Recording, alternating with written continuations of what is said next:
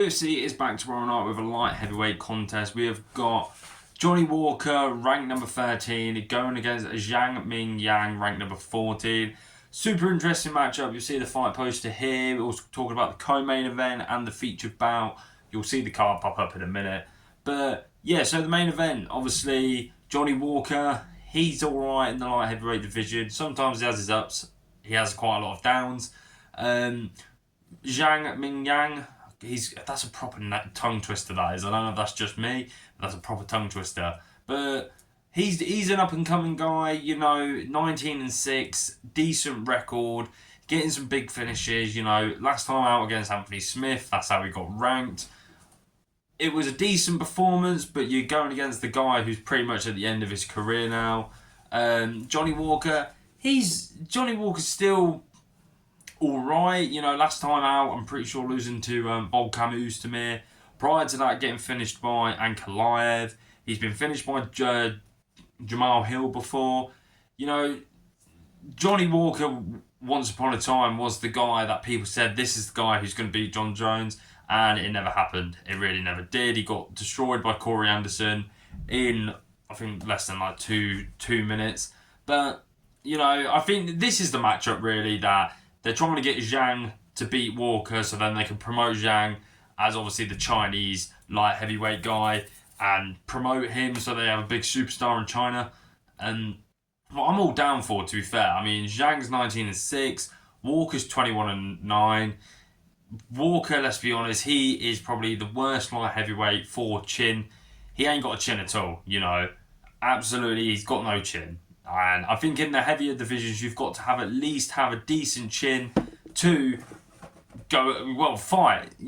At those weight classes, light heavyweight and heavyweight, everyone hits hard. But if you don't have a fairly decent chin, you're going to get KO'd. And Johnny Walker's the guy who gets KO'd quite often. So how do I think this fight's going to play out? I think Zhang's going to get a knockout.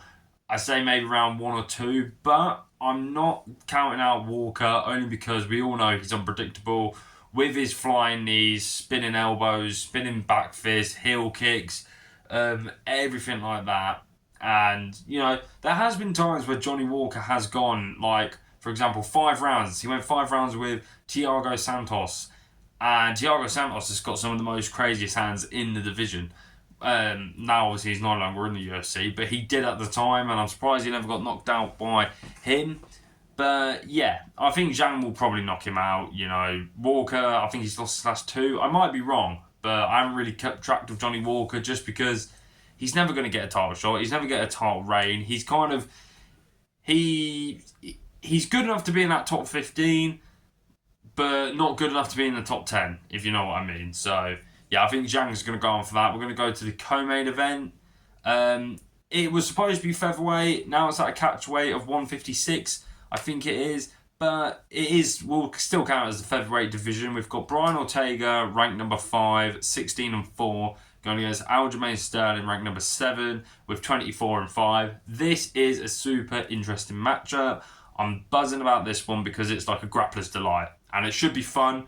The scrambles should be fun. The jiu-jitsu should be fun. The wrestling should be fun. All that. And, I'm not a massive fan of Ortega staying at featherweight.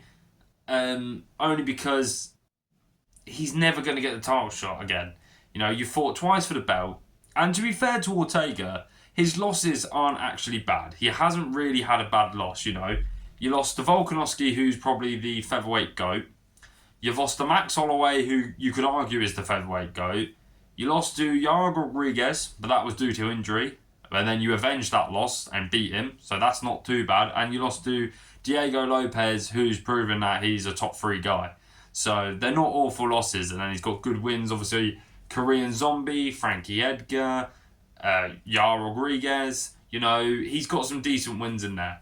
And Brian Ortega, we all know, jiu-jitsu wise, he's probably the most scariest in that featherweight division for jiu-jitsu. He, in the fight with Volk, he was this close to winning that world title. And obviously Volk being Volk managed to get out and do his thing. But then Aljamain Sterling on the other hand, he at one point, in my opinion, was the bantamweight GOAT.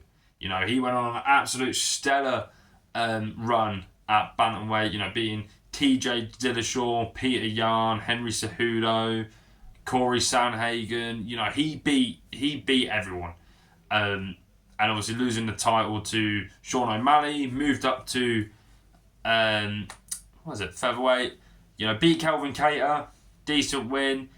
Lost a very, very close fight against Movsar Evloev. What I actually thought Aljamain did enough to win, and now he's got his third fight at featherweight and against Ortega. I think potentially Aljamain can win this one.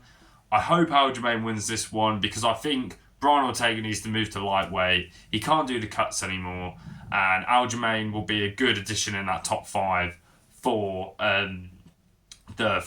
top 5 of featherweight. But at the same time, in striking wise, Ortega's an absolute dog, and I can see Ortega definitely getting a TKO win or a submission win. But then at the same time, Aljamain's jiu-jitsu is ridiculous. Like, if Aljamain gets your back, you're screwed. You're absolutely screwed because he's just so good. You know, he dominated a prime Peter Yan on the back, like easily a 10-8 round when they had the rematch on, what card was it? It was 273 just there.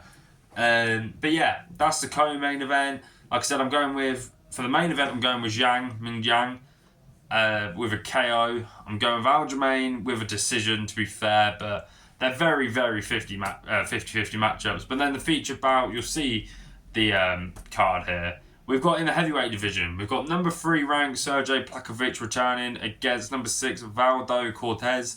I don't really know what to say about this one. Once upon a time, Sergey Plakovic was the next Francis Ngannou. He was knocking out everyone, like first round, first couple of minutes, and he was a monster. He was an absolute monster. I mean, he's 19-3. That's a very good record. You know, losing your UFC debut against Alistair Rothery, okay, that's not too bad. That's fair enough. Lost to Tom Aspinall recently. Got knocked out. Okay, you've lost to the heavyweight champ, and then you lose in a point decision to Alexander Volkov. Well, once again, seasoned veteran, not a bad one. But since losing to Tom Aspinall, he fought Rosenstruck. That was boring, very, very boring. But before that, he lost to Volkov, and you know, it's just like since that Tom Aspinall knockout, he hasn't looked the same. He looks hesitant. He's like, before, he would be like this and he would come charging in and he would knock you out. And now he's just like this. And that's all you're getting. You're getting no flurries of punches. You're not getting anything like that. And it's a shame because in the heavyweight division, we need exciting guys. You know, there's not really... You've got Joel Almeida, Tom Aspinall, Cyril Gane, Volkov. You've got 4. We don't really have a top 5 because it's only 4 good people and that's it. All the young prospects are losing, everything like that. There's no up-and-coming people. Tom Aspinall is obviously going to dominate the division, clearly, for a couple of years. Plakovic was the second best guy at that point. Even when he lost to Tom, you could still say, all right, that's the second best guy because of his knockout power. But on Valdo Cortez, to be fair, he's 14-1. That's not bad, but he's super boring. He's rather going to hold you up against the cage, or he's just going to jab your head off and go for a points decision. And no one likes that in the heavyweight division. We want to see knockouts. And yeah, I'm going to go with Sergey Plakovic just on this one. I'm hoping he can win. Then that's a 2-fight win streak, and hopefully he can get the knockout in this. But I honestly think I'm going to go with a decision on this one. So yeah, the main event and co-main event, very good. I would actually say the co-main event is probably the best fight on it. If anything, I would have put that as the main event. But yeah, so that is obviously UFC for Saturday. Let me know your guys' predictions. Like I said, I'm going with Zhang with a knockout.